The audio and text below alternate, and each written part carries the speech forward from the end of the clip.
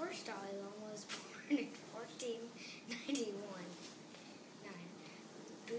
Buddhists believe that when a Dalai Lama dies, they are reborn as another Dalai Lama to continue helping people in Tibet.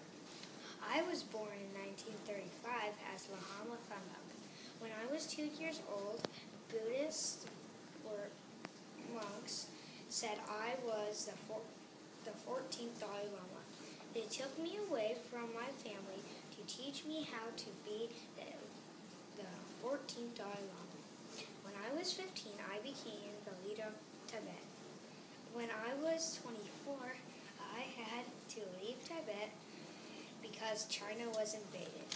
And even though I had to be in exile, which means outside my country, I still continue to free Tibet and teach peace.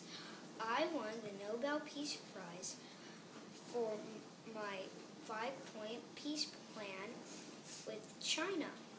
My goal in life is to teach people peace and never to be violent. And I'm the 14th Dalai Lama.